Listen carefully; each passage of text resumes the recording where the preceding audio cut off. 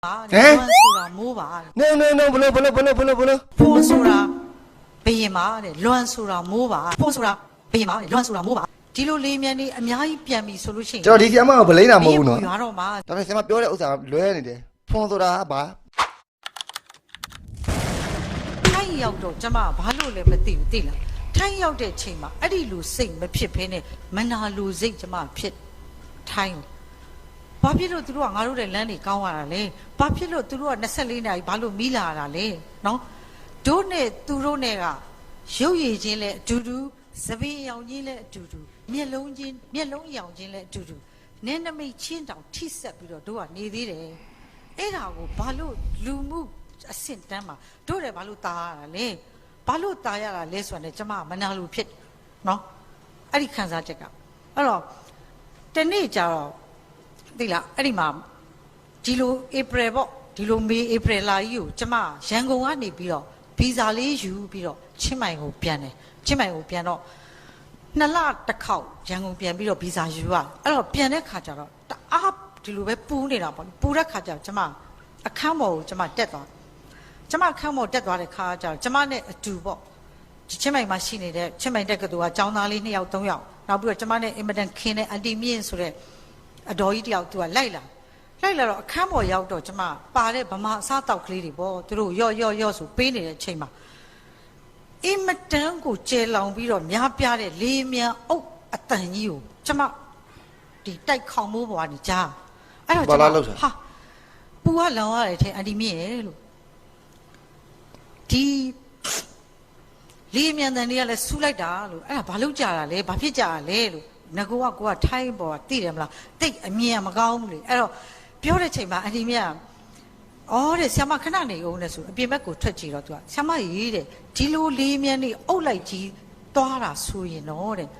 ကြည့်ရတာတဲ့သူတို့ဖွန်လွန်လုံးမလို့ထင်တယ်ဆ iam မတဲ့ဖွန်လွန်တယ်ဆိုဖွန်လွန်လို့သူပြောလိုက်တာဟာကျမနားထဲမှာထိုင်းစကားဆိုတာသိနော်ရိုးရာစကားဆိုတာကျမသိပေမဲ့လို့လဲကျမစိတ်ကမဝင်စားဘူးလေမဝင်စားတဲ့ခါကျတော့အဲ့ဒီကိုဘာသာစကားလို့ဘာတော့လို့ဆိုတော့အော်ဆ iam မရဲ့တဲ့တမန်ငါရှာကားပဲကျမမေးလိုက်တာဒါပေမဲ့အဒီမီကအော်တဲ့ဆ iam မရဲ့တဲ့ဖွန်လွန်လုံးပါလေတဲ့ဘရင်မိုးဆ iam မဘရင်မိုးတဲ့စာရေးဆရာရဲ့နားကလေဖွန်လွန်ဆိုတဲ့ဟာကိုတော့စိတ်ဝင်စားဘူးဘရင်မိုးလို့ပြောလိုက်တဲ့အချိန်မှာကြတော့ကျမစိတ်ဝင်စားသွားတယ်ဟဲ့ဘရင်မိုးဆိုတဲ့နာမည်လေးကလှလိုက်တာအဒီမီရဲ့လို့ဘာတော့ရင်လို့ဘရင်မိုးဆိုတာဘာလဲလို့မေးလိုက်တယ်မေးတော့အဒီမီကဆ iam မတဲ့ဘရင်မိုးဆိုတာတဲ့အခုလိုຫນွေရာသီပူတဲ့အိုက်တဲ့အချိန်ကိုရောက်တိုင်းဘီရင်ကြီးကထိုင်းမှာကျွန်တော်နေတာရှင်းနေဖြစ်သွားပြီတခါမှတော့မကြုံဘူးသေးဘူးကြုံဘူးတဲ့လူတွေရှိလားကြုံဘူးတဲ့လူတွေရှိလို့ရှိရင်အကောမန်မှာဝင်းရေးသွားပြီလားပြီးတယ်မိုးတူပါဘလို့အလီမြင့်ကျမနားမရှင်းပါဘူးလို့မိုးတူဟုတ်လားဟုတ်တယ်ဆ iam မတဲ့မိုးတူပါတဲ့ဒီလိုအချိန်ရောက်တိုင်းထိုင်းဘီရင်ကတိုင်းသူပြည်သားတွေပူမာဆိုးလို့ငါတိုင်းသူပြည်သားတွေပူရကြီးရဲ့ဆိုပြီးတော့ရွာပေးတဲ့မိုးတူပါဟာဟုတ်လိုက်လားအဒီမြင့်ရဲ့လို့ဟုတ်တယ်ဆ iam မတဲ့ဖွန်ဆိုတာဘယင်ပါတဲ့ဖွန်ဆိုတာNo ဘလို့ဖွန်ဆိုတာဘယင်ပါတဲ့လွန်ဆိုတာမိုးပါဖွန်ဆိုတာဘယင်ပါတဲ့လွန်ဆိုတာမိုးပါဟုတ်တယ်ကွာဆ iam မရှင်းတဲ့နောက်နဲ့မားနေတယ်သူပထမဦးဆုံးအစိုးရကလေးကပြောတဲ့ဥစ္စာတွေကိုလက်ခံတယ်ကျွန်တော်အကုန်လုံးလမ်းကောင်းတယ်ဗမာပြည်မှာကျွန်တော်တို့ဟိုပြရတဲ့လမ်းတော့မှာပဲမရှိဘူးဒီမှာလမ်းလေးနည်းနည်းလေးဖြစ်လိုက်တာနဲ့လမ်းပြင်တယ်အခုသွားနေတဲ့လမ်းတွေမှာတဲ့တသိပြင်းတာပဲလမ်းတော့လမ်းအဆောင်ရမ်းကောင်းတယ်မီးလုံးဝမပြတ်ဘူးမီးကတော့ကျွန်တော်ဒီရောက်တာ9နှစ်ရှင်းနေဖြစ်နေပြီနှစ်ခါပဲမီးပြတ်ဘူးလေပထမတစ်ခါကထရန်စပါဘုံပေါက်လို့မနေ့ဖက်အဲ့ညတော့မိုးရရွာနာမနေ့ဖက်3နာရီလောက်ကနေပြီးတော့နှောင်းနေ8နာရီလောက်ထိမှပြန်ရ3နာရီ4နာရီ5နာရီ6နာရီ9နာရီ10နာရီ9နာရီပြဖို့တဲ့တခါနောက်တစ်ခါကတိတ်မကြသေးဘူး5လလောက်ပဲရှိသေးတယ်မီးပြတ်တော့ကျွန်တော်နိုင်မှတ်တာ12စက္ကန့်ပဲပြတ်တယ်12စက္ကန့်အဲ့ဒါတွေအကုန်လုံးကတော့လက်ခံတယ်ဒါပေမဲ့ဒီမိုးအတူကမရှိဘူးလို့ကျွန်တော်ပြောတာမဟုတ်ဘူးเนาะသူ1995ခုနှစ်တုန်းကဒီမိုးအတူလှုပ်ဆောင်ခြင်းကိုသူကစတင်ပြီးတော့အကောင့်တွေပေါ်ခဲ့တယ်ဒါပေမဲ့ဆ iam မပြောတဲ့ဥစ္စာလွဲနေတယ်ဖွန်ဆိုတာဘာဖွန်ဆိုတာဘယင်ပါ ဒီလိုလေးမြန်နေအများကြီးပြန်ပြီဆိုလို့ရှိရင် ကျွန်တော်ဒီဆီယမကိုဗလိမ့်တာမဟုတ်ဘူးနော် ရွာတော့မှာဆရာမရဲ့ဒီလေးမြန်နေရတဲ့မိုးကောင်းကင်ထဲကိုတက်သွားတယ်လို့ပြောတယ်ပြီးတော့ဒီလေးမြန်နေထဲမှာရေခဲတွေတန်ပေါင်းများစွာတည်သွားတယ်လို့ပြောတယ် ဒီဆီယမတင်ကပြောရမယ်ဆိုလို့ရှိရင်ဒီရေခဲတွေကို तू ကဒီ တန်ပေါင်းများစွာတော့ လေထဲမှာဖြန့်ပြီးတော့မှ တိမ်နေတဲ့ရောက် ရွာခိုင်းတယ်လို့ထင်တာနဲ့ ကျဲချပြီးတော့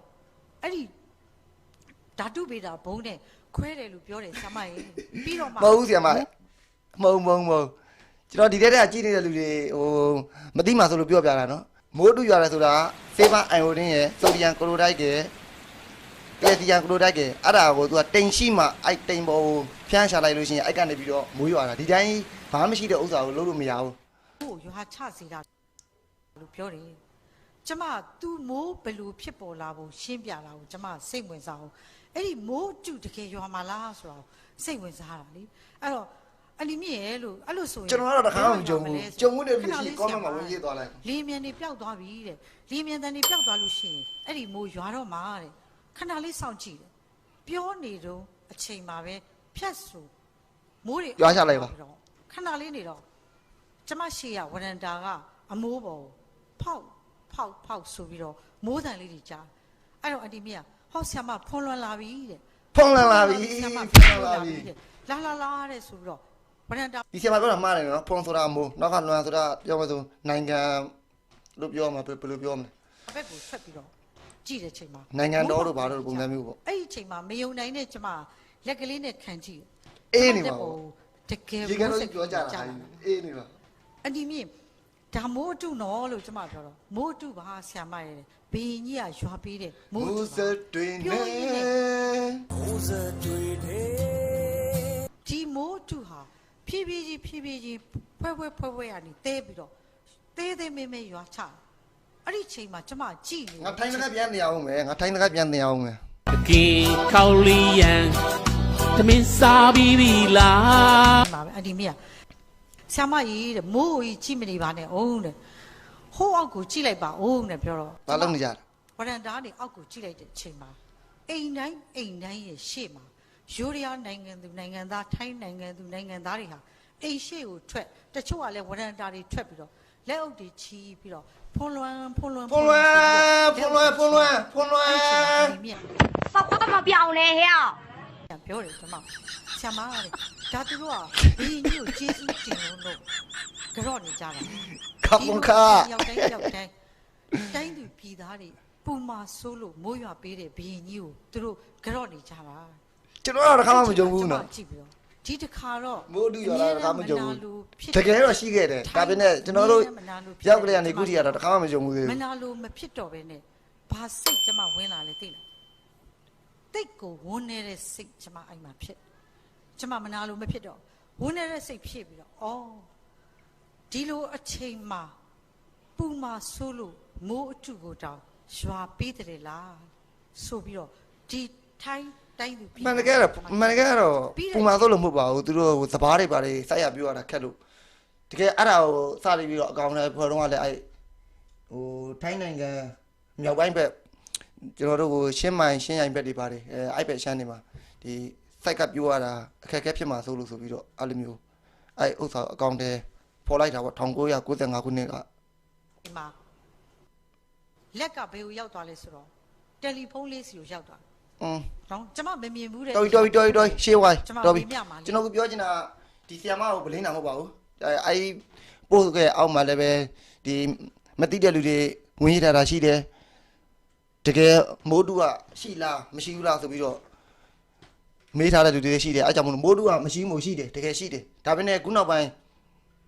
ရွာတာတော့ကျွန်တော်တခါမှမတွေ့ဘူးမိုးအစ်စ်ကတော့ရွာတယ်မိုးအဲ့ဆိုရင်တော့တဲကြီးမဲကြီးရွာတာပဲတကယ်မိုးတူကတော့ရွာတာတော့ကျွန်တော်မကြုံဘူးသေးဘူးကဲဒီနေ့တော့ဒီလောက်ပဲဆီယမကဗလင်းတာမဟုတ်ပါဘူး